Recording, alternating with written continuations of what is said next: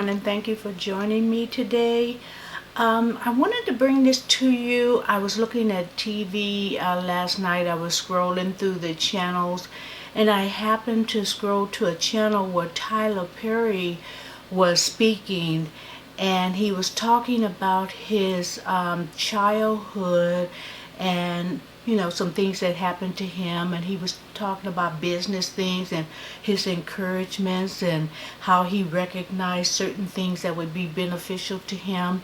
And in the beginning, I was setting things up so I can capture what he was saying, and so I missed the first part, but I wanted to show you a video of him speaking that may be encouragement for people who are discouraged now and they have their own business and people are telling you you can't make it. Now, I will tell you that he was on the Joel Osteen Sirius radio station that was televised. And so I don't get into mega churches or whatever. I have my own views on that. So anyone that, when they start watching, if they're offended and they don't want to watch certain people, I fully understand, one way or the other, or any reasons you have. It was 5 people on the panel, including Tyler Perry, and I wanted to capture what Tyler was saying and how he became, successful, and how he worked with discouraging things that people had to say, like we all do. And so what I'm asking everyone to do, if they watch this tape video, if they decide not to watch it, if they decide to watch it, is to kind of take the meat of what he's saying and throw away the fat of anything else that that you don't particularly believe or what have you. But I thought the video was pretty good of him. I don't watch a lot of things on TV, but this particular thing, it also, when he was talking about his childhood, it hit on some of the needs that I was talking about in another video that I put online. So I'm going to do this now. I'm going to end my part of it right now. I'm going to go to the doctors and get my eyes dilated. So, when you get your eyes dilated, this direct sunlight, your eyes are blurry for a while. And so I wanted to do this first. So I hope you capture the things that I thought was beneficial to share, and just kind of dismiss anything else that, you're not wanting to be bothered with. So here we go. Here's the video of Tyler Perry, and I think he has some things to say. And whether you mess with Tyler Perry or not, he's a generous person. Look what he did for Godfrey, Jeffrey, that's his name, Jeffrey Owens. He was just very generous with that. And whether we agree with some things, he does some good things, and he may do some things that people don't care about. But what I want to just pay attention to is just what he was saying that kind of, stuck with me, and I wanted to share it. So thank you for joining in and joining me today, and I'm going to show the video now. Thank you so much. And that light is your destiny. That light is the thing that's going to lead you to your path. What is that in your own life? So I always wanted to ask in alignment to what that light was. There have been many times when I was struggling and homeless and broke and out on the street and didn't have anything and any food, and $20 would have made the difference between me and me having food for a week or not. But that light, that compass that was always there, was always saying, for me, I know now it was the voice of God and the light of God and the light of Christ saying, you know what? You're going to be okay. Just pay attention to this. So what I would always ask according to the light. Wow. Does that make sense? Yeah. I would ask God to do things according to the way this light was shining, or whichever direction it was. It was a light unto my feet. So whichever way it was leading me to, that is what I'd ask. And I write in the book about this, about, back in the day before there were flashlights on your cell phone, I would get up in the middle of the night and didn't want to wake anybody up. So I'd use the light from the cell phone to walk through the house. So I've got this little bit of light, and I couldn't see in front of me, just far enough to walk 2 or 3 steps. And I think that's what walking by faith is sometimes, because walking by faith can be very uncomfortable.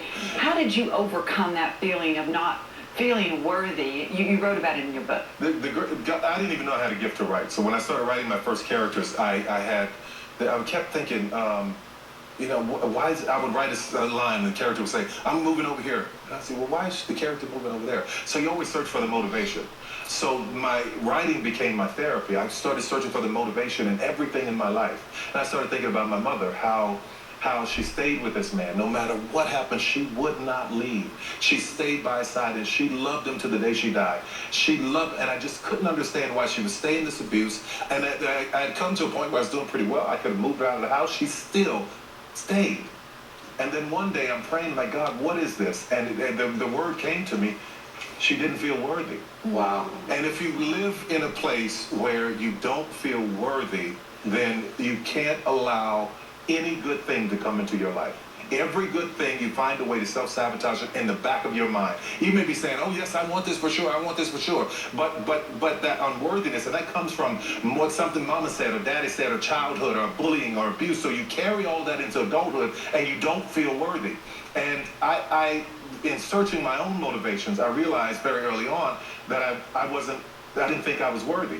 Until I learned in the Word that I'm worthy because God says you're worthy. Wow. Yeah. If God gave you the breath in your body, then that makes you worthy. Yes. And just that alone took a lot of the guilt out of it for me, and understanding that His thoughts toward us are pure. Yeah. And to give us a hope. Those things are very, very important. And I think that if more people could understand, that's another reason I wanted to write the book, is just get to worthy. Just get, no matter what you do, get to worthy. Let worthy be the focus. That doesn't mean you're arrogant. That doesn't mean you're cocky. What that means is that you believe what God says about you. Preach. Oh, it's so good. So also you couple that with fear, because there's a fear of, like when I forgave my father, I was empty. I remember yelling and screaming on the phone. I just had it out with him. I couldn't do it in person because I still felt like I was a 2-year-old in front of him. Wow. But we were on the phone and we were yelling and screaming. I was saying everything I want to say. And after I got off the phone, I forgave him. And I was left empty. The forgiveness will rip something out of you. I mean, it will rip it out of you like a weight, like 30, 40, 50 pounds out of you. And the scary part of it was I didn't realize that my disdain for him was my fuel. Wow. I was operating from a negative, dark place. That was my fuel for my motivation to succeed. I'll show you. You said this, I'll show you I'm not that. You said this, I'll show you I'm better than that. Turning that, taking that negativity of I'll show you, I'll show you, I'll show you, into I am what God says I am. This blessing is for me. This gift is for me. I can do this because God said I can. Because His Word said I can. Once I made the shift, my whole life changed. But you were talking about everyone has a candle. Yeah. And how do we protect the dreams that God's put in our lives? You know what I started doing? I started hiding it. I think I talked about that in the book too, because there were dream killers. There were people all around who didn't want me to succeed. Wow. So I started hiding my light. I would tell them, I'm going to do this. I'll never forget it. My mother loved me, and she would hate that I'm saying this. My mother loved me dearly, but one day the play had failed, and I used her credit card to Oh, we've all done that. Oh, yeah. I used her credit card to charter the band, to rent the band to drive up to do the play, and came back, and the bill was $300, and I couldn't pay it, and she was furious, because $300 on the credit card to my mother, it may as well have been $30 million. So she's arguing with me. She's so mad. She's sitting there smoking, and she said, "You're never gonna make it. You're never gonna make it. Give up that play stuff. Go to the phone company, get you a good job, make you about $300 a week, and you're gonna be all right. Get you some benefits. That's all you need." And she didn't see me sitting behind her. Tears were falling from my face, and then she turned around, the blood drained from her face. She said, "Baby, I'm so sorry. I'm so sorry." She didn't get it, but her dream for me was her dream. Wow. So where she came from, the phone company and everything, that was a reality. But when God has something else for you, it's a whole different thing. So I'm sitting there with the woman that I love most in this world, and I'm sharing my dream, and I felt like there was a chip at it. So I started hiding it and protecting it. And even this place, which is kind of hard to hide,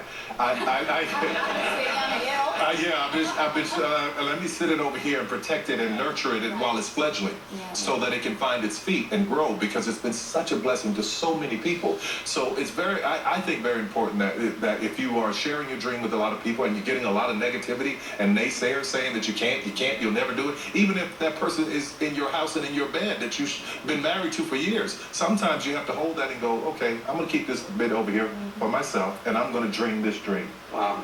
I don't know if that's biblical. You might want to attack that. No, it is. We can ask Joseph. Yeah, right. That's right. You know, maybe like What do you mean by that? Digging deeper, I wrote that because I was getting these ridiculous water bills, and I wanted a well to take care of the lawn and the property, and I hired this well company to come out, and I didn't know that if they don't strike water, you still have to pay them. So they came out, they dug the well, and it didn't hit water. And I said, okay, send me the bill, pay the bill. So they got another light bill, but water bill was ridiculous. I said, come back, try it again. He said, okay, we think water's gonna be right here. I said, you think? So they tried digging there a little more. No, nothing happened. Got another bill. I said, forget it, I'm never doing that again. I'm out. Got another bill a couple of months later. It was ridiculous again. I said, okay. Drill where, he said, here, is that where you're going next? Drill there and don't stop until you hit water. Wow. So he started drilling, and it got so deep, he's like, we've never been this deep before, and we don't think we're going to hit it. I said, keep going. You're going to find some water. But I ain't gonna pay you to. and I'm not paying to. And I got so frustrated, I was ready to give up. And I said, just go a little bit deeper. And 4 inches from, Wow. 4 more inches, they found an underwater spring that is still running all the property to this day. Wow. So that's what I mean by digging deeper in your life. That there are times when you've just got to go deeper.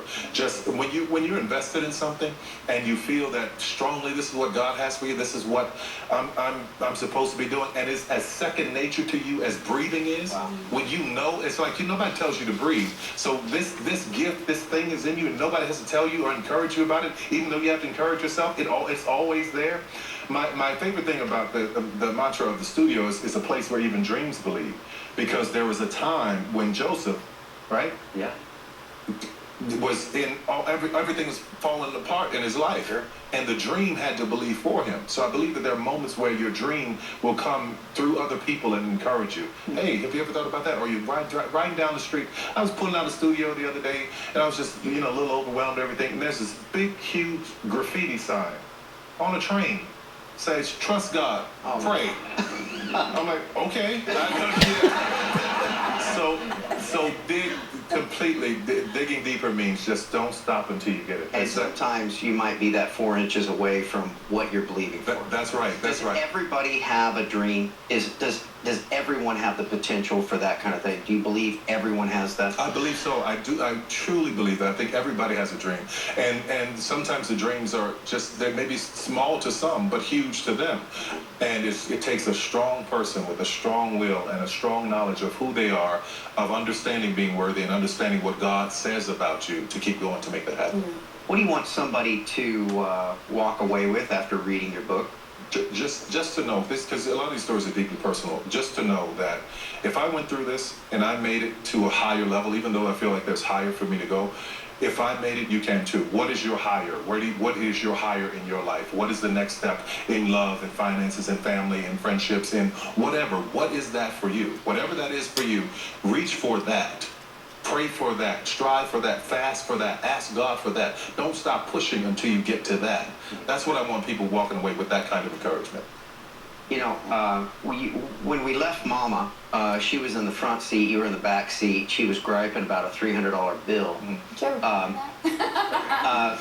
But you have waylaid in your book a chapter called "Remembering Mama." What's in that? What's in that part of the book? Oh, you're trying to wipe me out. Yeah. I just remember just the love the love, and I could, as a little boy, I would grab her and hug her, and I could still smell her sometimes. I remember her calling me up crying one day. I thought something was wrong because she couldn't stop crying. I was like, what is going on? I just tried to get her to calm down because she had been sick for a long time. And I said, what's going on? She said, baby, I was just calling to thank you. She had just gotten her medicine, and she looked at the price of the medicine, and she looked at her Social Security check, and it was 4 or 5 times more. And she said, if you hadn't been who you are, I said, if I had been working at the phone company?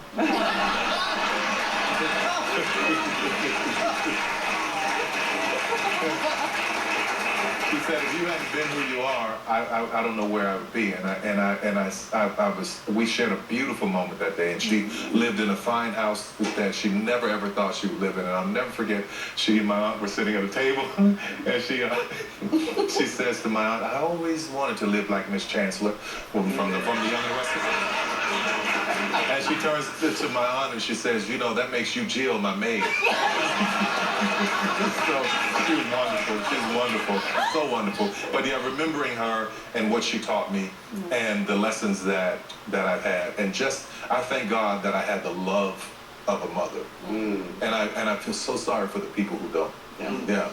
You know what I hear a lot in you is a lot of self-examination and a lot of appreciation and thanksgiving. Yes. And how do you feel about that? Do you see that has worked in your life? I mean, even that self-examination to forgive your father, to appreciate the things that could be hurtful, and really just draw the good out of those. Do you think that's a real key to being a success in life? Oh, sure, and also forgiving yourself when you make mistakes. That's very important too. You have to learn how to forgive yourself, and also gratitude. It's all so important to be grateful in every moment. There's not a fight. There's not a time I drive in here. There's not a time I go for a walk or go on my bike around here that I'm not in praise and worship and in awe. Yeah. I stand in awe. This little boy from New Orleans, I'm standing in awe. Yeah. I think that's what keeps the humility and recognizing that every good thing, it comes from God. Can I add Father this? in heaven. This was a Confederate Army base at one point. Wow.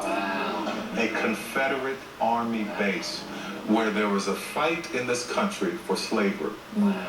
And God has made me a steward of it. Wow. Yeah, the goodness of God.